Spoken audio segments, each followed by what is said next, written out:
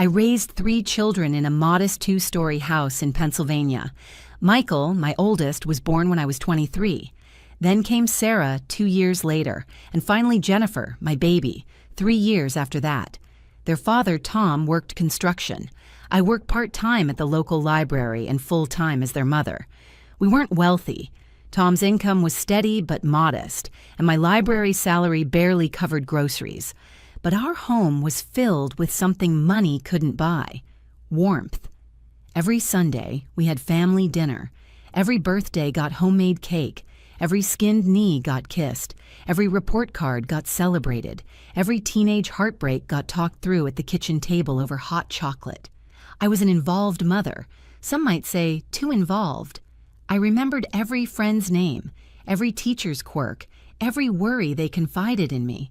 When Michael got cut from the basketball team in 8th grade, I sat with him for 3 hours while he cried. When Sarah's prom date stood her up, I took her to dinner myself, fancy dress and all.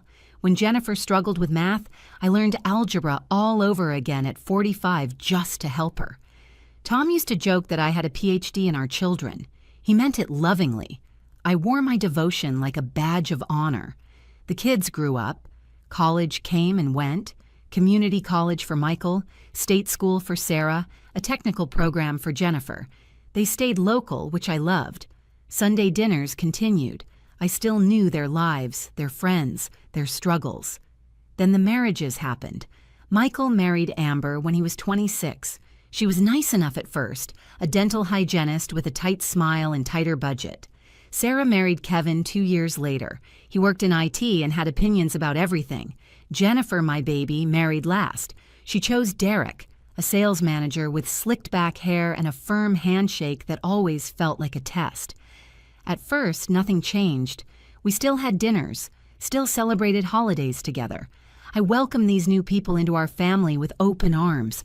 I asked about their childhoods, remembered their favorite foods, bought thoughtful Christmas gifts. But I began noticing things, small things.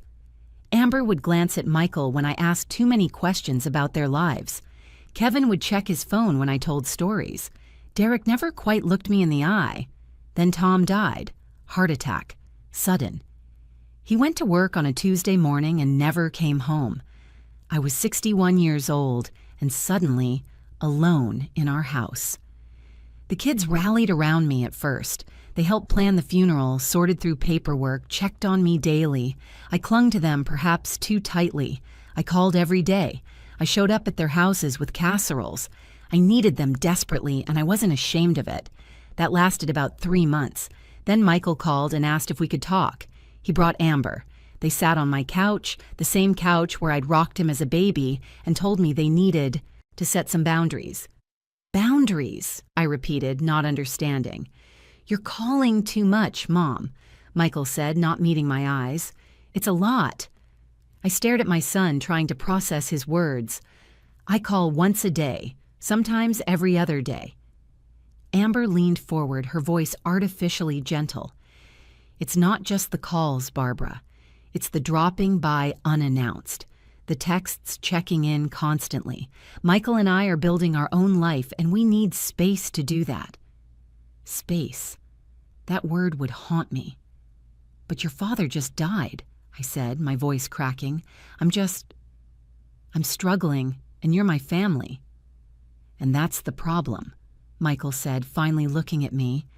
"You're depending on us too much. Amber thinks, we think, you need to build your own life, make your own friends, maybe see a therapist." The words hit like slaps. I started crying then, which I know didn't help my case. But I couldn't stop. My husband was gone, and now my son was telling me I was too much, too needy, too emotional. "See?" Amber said quietly to Michael. "This is what I mean." I tried to defend myself through tears. "I'm sorry. I'm just grieving. I don't mean to be a burden." "You're not a burden, Mom," Michael said, but his tone said otherwise. "You're just intense. You always have been. We just need some breathing room." They left 20 minutes later. I sat on that couch until midnight, crying until my throat was raw. 2 weeks later, Sarah called. Could she come over? She needed to talk. I knew before she arrived. I could hear it in her voice. Sarah was more direct than Michael. She sat at my kitchen table and laid it out. Kevin and I need you to respect our independence. You text me multiple times a day. You comment on everything we do.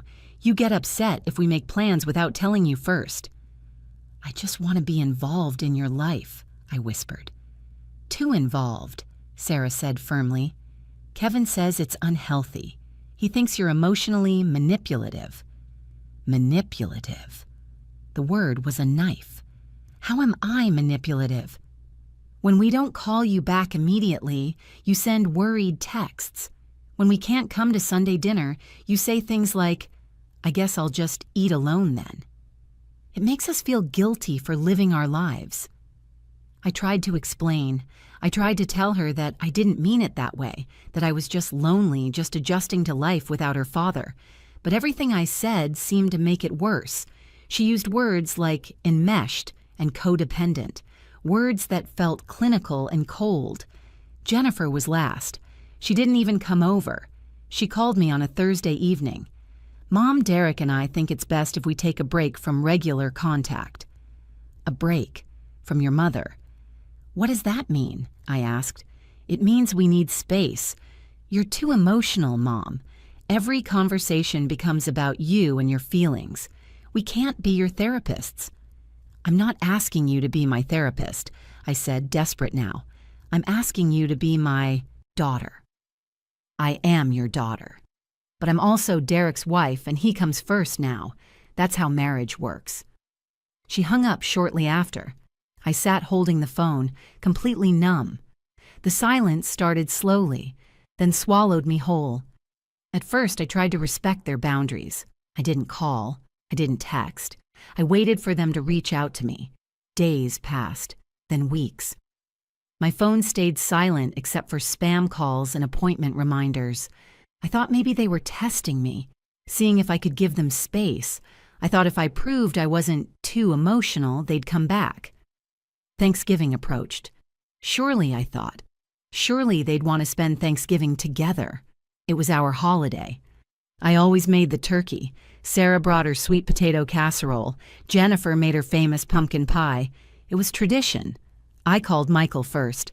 Hi, honey. I was wondering about Thanksgiving plans. Oh, we're actually going to Amber's parents this year. My heart sank. Okay, what about Christmas? We'll see, Mom. I have to go. I called Sarah. She and Kevin were visiting his sister in Florida. Jennifer and Derek were going to a resort. Nobody was coming home. I stood in my kitchen looking at the calendar with Thanksgiving circled in red marker, and I made a decision. I would cook anyway. I would set the table. Maybe they'd change their minds. Maybe they'd surprise me. Thanksgiving morning, I woke up at 6. I prepared everything. Turkey, stuffing, mashed potatoes, green bean casserole, cranberry sauce, rolls, 3 kinds of pie. The house smelled like every Thanksgiving of my life. I set the table for 7, 2 spots for Michael and Amber, 2 for Sarah and Kevin, 2 for Jennifer and Derek, 1 for me. At noon, I sat down. The food steamed. The candles flickered. I stared at 6 empty chairs and ate my meal alone, tears dropping into my mashed potatoes. I couldn't throw the food away. It felt wrong, wasteful. I spent the evening packing it into containers, filling my freezer with portions meant for a family gathering. Christmas was worse. I bought presents for everyone. I wrapped them carefully, wrote thoughtful cards. I called each of my children the week before, asking if they were coming. We're really busy this year, Mom, Michael said. The timing doesn't work, Sarah said.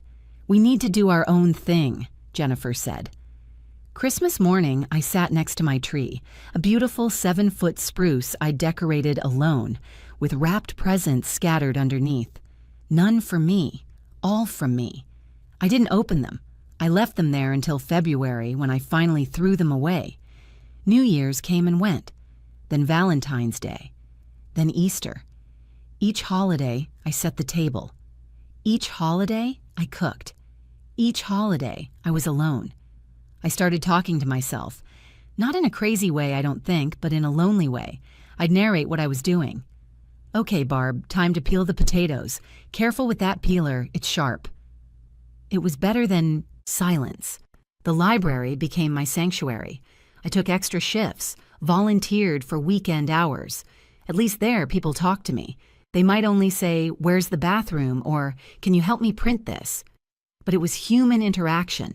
My coworkers were kind but distant. They had their own families, their own lives. I was just the older woman who worked too much. The first year without my children was the worst. Every phone notification made my heart jump, hoping it was one of them. It never was. I tried to follow their lives from a distance. Social media became my window into the family I'd lost. I saw photos of Michael and Amber at restaurants I'd never heard of. Sarah posted pictures from family gatherings with Kevin's relatives. Jennifer shared vacation photos from beaches I'd never see. I never commented. I never liked. I just watched, like a ghost haunting my own children's lives. My neighbors probably thought I was losing it. Mrs. Patterson from next door caught me crying while watering my flowers. "Everything okay, Barb?" "Just allergies," I lied. I couldn't tell people the truth. How do you explain that your children, whom you devoted your entire life to raising, had essentially discarded you? That they'd diagnosed you with being too emotional and prescribed you with permanent distance? I tried to build a life like they'd suggested. I joined a book club at the library.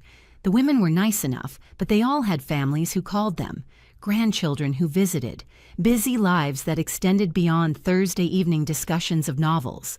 I tried volunteer work. I served meals at a shelter every Saturday. The gratitude from strangers felt hollow. I didn't want thanks from people I didn't know. I wanted love from the people I did. Birthdays were torture. On Michael's 35th birthday, I sent a card. Nothing extravagant, just "Happy birthday, honey, love, Mom." I never heard if he received it. The next year, I sent nothing. What was the point? Sarah had a baby when I was 64, a little girl named Madison. I found out from Facebook. She didn't call to tell me.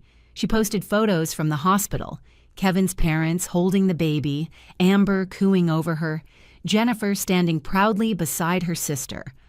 I had a granddaughter, and I'd learned about it through a screen. I sent a gift, a handmade baby blanket I'd crocheted. I spent 3 months on it, every stitch a prayer that maybe this baby would bridge the gap.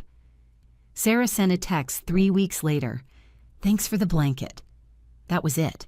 No photo of Madison wrapped in it, no invitation to meet her, just "thanks for the blanket." I wasn't invited to the baptism. I saw photos of that too. Both families represented. Except mine. Except me. I stopped setting the table after the 3rd year. I stopped cooking elaborate meals. Most nights, I ate soup straight from the can, standing at the kitchen counter. Why dirty dishes for one person? The house that once rang with laughter and chaos became a mausoleum. Rooms I used to clean constantly gathered dust. I stopped going into the bedrooms upstairs. Their childhood rooms, frozen in time, were too painful. I got thinner. Not intentionally, just the natural result of not caring much about eating. My doctor noticed during my annual checkup, "Barbara, you've lost 20 pounds. Is everything all right?" "I'm fine," I said. Another lie. I was getting good at those. "Are you eating properly? Do you have someone checking on you?" I almost laughed. Someone checking on me. What a concept. "I'm managing just fine," I told her. 4 years into my exile, something unexpected happened. I received a letter from a law firm in Pittsburgh. Henderson and Associates. I almost threw it away, assuming it was junk mail or a scam. But something made me open it. It was about a class action lawsuit. Years ago, when Tom was still alive, he'd worked for Morrison Steel Manufacturing. The letter explained that Morrison had been illegally withholding pension funds and proper compensation from workers for over 2 decades. A massive lawsuit had been filed, and Tom's estate was entitled to compensation. I had to read it 3 times before it made sense. Tom had been dead for almost 5 years. How could he be owed money now? I called the number on the letterhead. A paralegal named Susan explained it all. Morrison had systematically cheated their workers, and the courts had finally held them accountable. Tom had worked there for 32 years. Based on his tenure and the wages he should have been paid, his estate was owed significant back pay plus interest, plus penalty damages. How significant? I asked. I can't give you exact numbers yet, but based on preliminary calculations, you should expect somewhere between $800,000 and $1.2 million. I nearly dropped the phone. Mrs. Barrett, are you there? That can't be right, I whispered. It's right. The settlement is substantial. Morrison fought for years, but the evidence was overwhelming. We'll need you to come in and sign some paperwork, verify Tom's employment history, but this is legitimate. I hung up in a daze. Nearly $1 million, maybe more. For weeks, I didn't tell anyone. Who would I tell? I had no one to share the news with. The paralegal's words echoed, "You should celebrate with family." Family. Right. The legal process took months. Paperwork, verification, court appearances. Susan walked me through everything. She was kind, professional, patient with my questions. Finally, on a Tuesday in October, the money transferred into my account, $1,047,612. I sat at my computer, staring at my bank balance. 7 digits. I'd never seen 7 digits in my account before. I could do anything. Travel, move, buy a new house. I'd spent my entire life scraping by, working part-time, stretching Tom's paycheck, clipping coupons, and now, suddenly, I was wealthy. The first thing I did was cry. Not tears of joy, exactly, but something more complicated. This money was Tom's. He'd earned it by breaking his back for 32 years, and he never got to see a penny of it. He died thinking we'd always be struggling, never knowing that Morrison had been stealing from us. I thought about what he would want me to do with it. Tom was a simple man. He'd probably say to be practical, pay off the house, save most of it, enjoy life a little. But sitting there alone in our house, looking at that number, I felt something I hadn't felt in years. Power. For 4 years, I'd been powerless. I couldn't make my children love me. I couldn't force them to call. I couldn't buy their affection or presence. But now I had something they didn't know about, something that, when they eventually found out, would matter to them.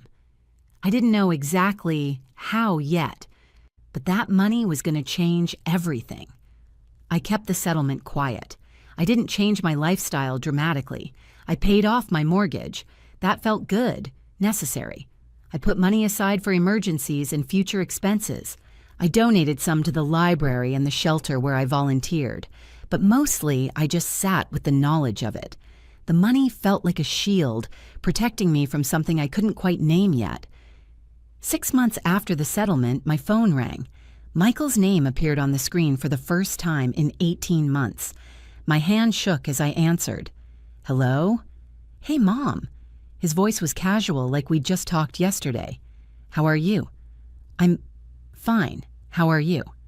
Good, good. Listen, Amber and I were talking, and we realized it's been way too long since we've connected. We feel bad about that. Feel bad. Not are sorry, not apologize. Feel bad. We'd love to take you to dinner this weekend.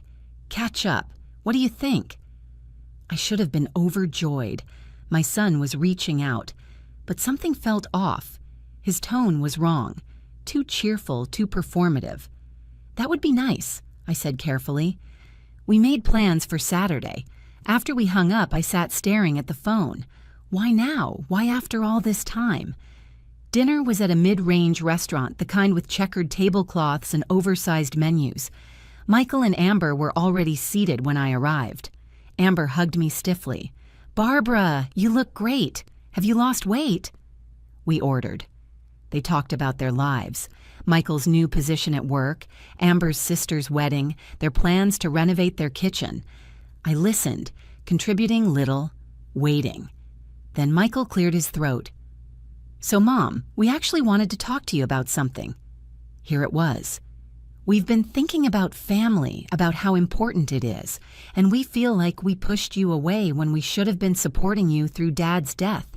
That wasn't fair. They'd rehearsed this. I could hear it in the careful words, the measured delivery. We want to rebuild our relationship, Amber added, reaching across the table to pat my hand. Families should stick together. What changed? I asked quietly. They looked at each other. What do you mean? Michael asked. 4.5 years. You told me I was too emotional, that you needed space. I gave you space. Now suddenly you want to rebuild. What changed? Michael shifted in his seat. Nothing changed. We grew up, I guess. Matured. Realized what matters. Did Sarah or Jennifer put you up to this? What? No. Why would you? Because I haven't heard from them either in years, and I'm wondering if there's a reason you're all suddenly interested in family again. Amber's smile tightened. Barbara, we're trying to extend an olive branch here. I think you're being a little paranoid. I didn't push further that night. We finished dinner with strained small talk. They promised to call more, to visit. I smiled and nodded and didn't believe them. 2 weeks later, Sarah called. Could we have lunch? 1 week after that, Jennifer sent a text asking if she could stop by. Within a month, all 3 of my children had made contact, all wanting to reconnect, all suddenly interested in healing our relationship. I wasn't stupid. Somehow, they'd found out about the money. I never told anyone about the settlement, but small towns talk, and lawyers gossip, and somehow word spreads. I suspect someone at Henderson and Associates mentioned it to someone who mentioned it to someone else, and eventually it reached Kevin's sister, who worked in legal administration in Pittsburgh. However they found out, they knew, and it changed everything. The invitations started flowing. Sunday dinners at Michael's house, game night at Sarah's, coffee dates with Jennifer. Suddenly, I was welcome again. Suddenly, I wasn't too emotional. I accepted every invitation. I needed to see this play out. The first Sunday dinner at Michael's house was surreal. Amber had cooked a pot roast. She fussed over me, offered me the best seat, asked repeatedly if I needed anything. I'm so glad we're doing this, she said, squeezing my hand. Family dinners are so important. I don't know why we ever stopped. I could have reminded her. I didn't. Over dinner, they asked about my life. How was I managing? Was the house too big for one person? Had I thought about downsizing? The house is fine, I said. I paid off the mortgage recently. Their eyes lit up. Michael leaned forward. Really? That's great, Mom. How'd you manage that? I came into some money. Tom's old employer owed him back pay. Settlement from a lawsuit. A settlement? Amber's voice was a little too interested. That's wonderful. You must be so relieved. It's been helpful, I said neutrally. The questions came carefully, casually. How much was it? What were my plans? Had I thought about investing it? Did I have a financial advisor? I kept my answers vague, enough to confirm I had money, not enough to reveal how much. At Sarah's house the following week, the conversation took a different turn. Kevin brought up retirement planning. At your age, Barbara, you really should have professional help managing your assets. I have a guy I could introduce you to. That's kind, but I'm fine. With all due respect, you worked at a library. Financial management probably isn't your strong suit. A settlement like that could disappear fast without proper guidance. Madison, my granddaughter, played nearby. She was 3 years old now. I'd met her twice. She didn't know who I was. I'd love to spend more time with Madison, I said, changing the subject. Sarah brightened. We'd love that too. Maybe you could babysit sometimes. We could really use the help. Help? Not spend time with your granddaughter? Help. Jennifer's approach was the most direct. She came to my house, the first time any of them had visited in years, and brought Derek.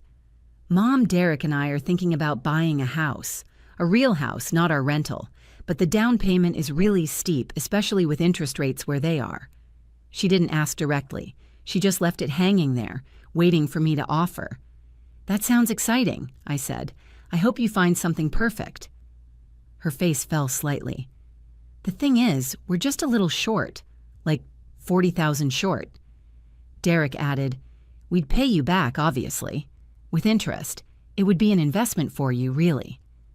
An investment? In exchange for letting me back into their lives. "I'll think about it," I told them. I had no intention of thinking about it. The requests escalated over the next few months. Michael needed help with a business opportunity, a friend's startup that just needed some capital. $25,000 would get him in on the ground floor. "It's a sure thing, Mom. We could both make money." Sarah needed a new car. Her old one was constantly breaking down. Nothing fancy, just something reliable.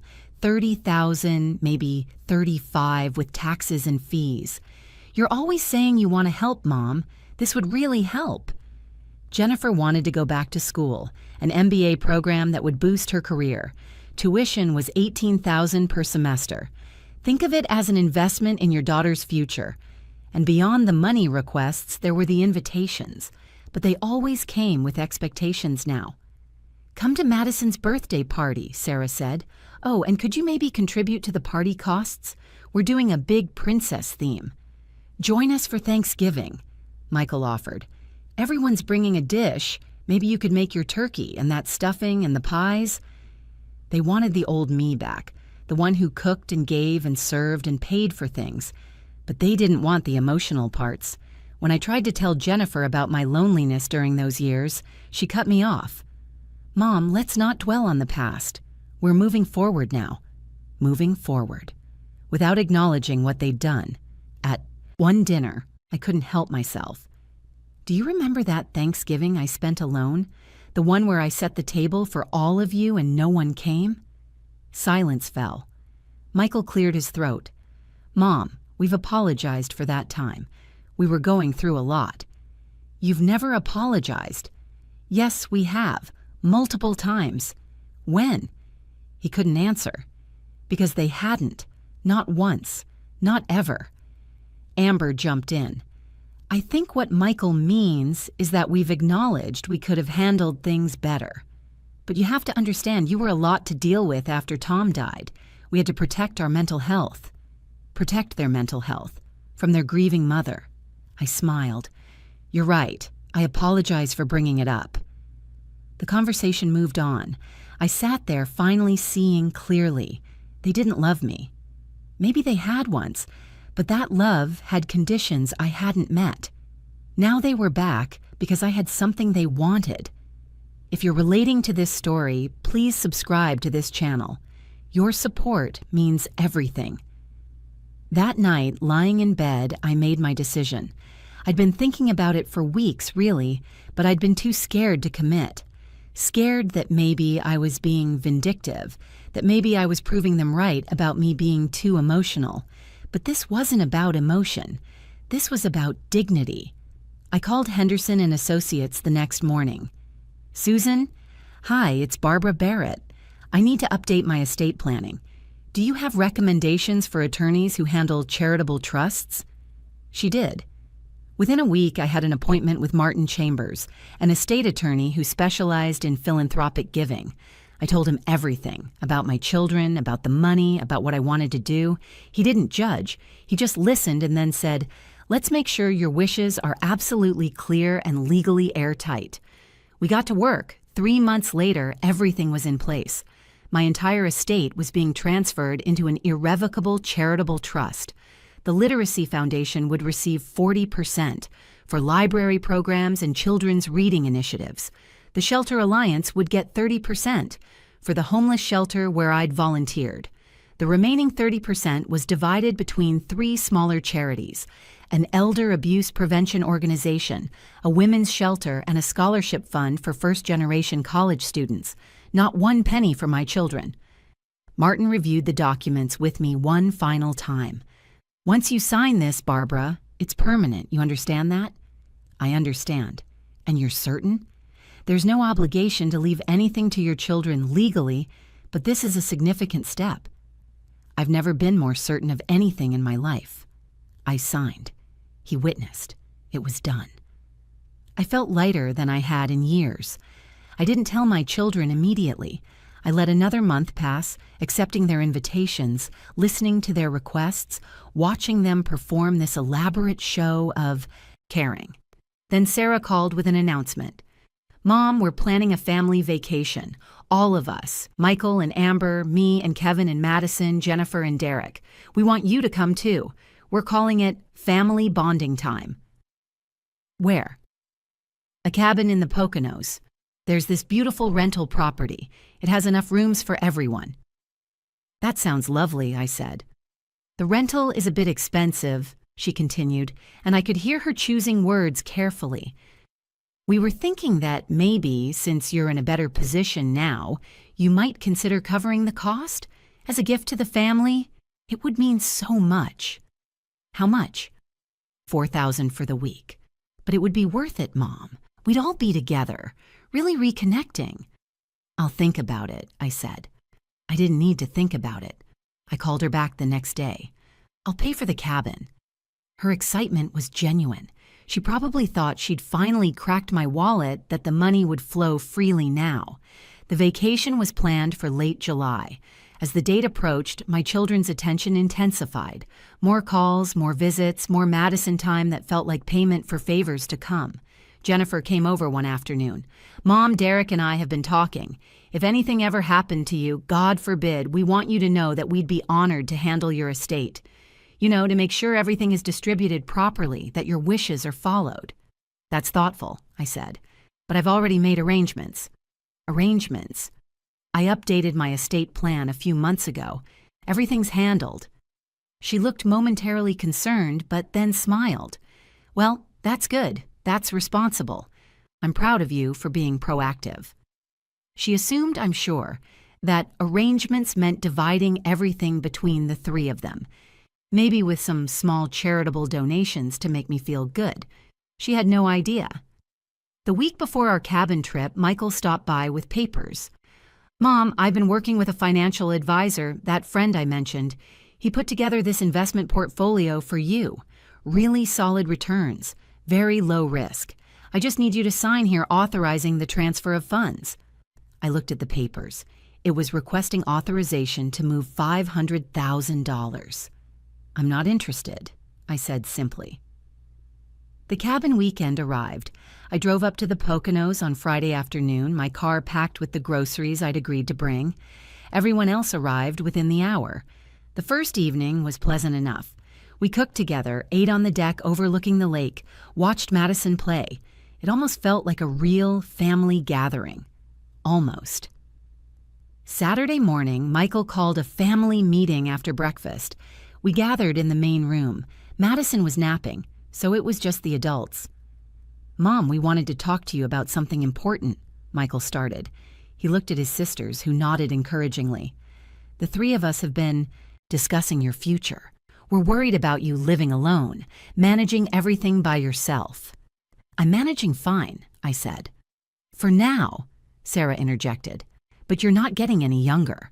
What happens in 5 years, 10 years? We think you should consider moving into a retirement community, somewhere with support, activities, people your own age." "There's a really nice place near us," Jennifer added. "Garden Vista. It's like luxury apartments, but with medical staff on site, meal plans, everything." I waited. There was more coming. Michael continued. "The thing is, these places are expensive, but if you sold your house, you'd have money from that plus your settlement. You could live comfortably there, and frankly, it would give all of us peace of mind knowing you're safe. And," Amber added, "it would free up some of your capital for other purposes. You could help your kids while you're still alive, see your money do good instead of it just sitting there." There it was. Sell my house, move into managed care, and distribute my money to them. I looked at the 6 faces staring at me expectantly. These were the children I'd raised, fed, clothed, comforted, and loved unconditionally. "I have something to tell you," I said calmly. "I've already made decisions about my estate." "We know you updated things," Jennifer said. "That's great, but we should talk about the details." "The details are simple. Everything I have is going to charity." The room went silent. Michael laughed nervously. What do you mean, everything? I mean everything. The house, the settlement money, my savings, my possessions, it's all been placed into an irrevocable charitable trust. Libraries, shelters, scholarships. Not a single dollar is going to any of you. Sarah's face paled. You can't be serious. I'm completely serious. But we're your children, Jennifer practically shouted. You can't just cut us out. You cut me out first, I said quietly. For 4.5 years, I was too emotional, too needy, too much. You told me to build my own life, so I did. And in that life, I found organizations that actually help people who need it. Kevin stood up.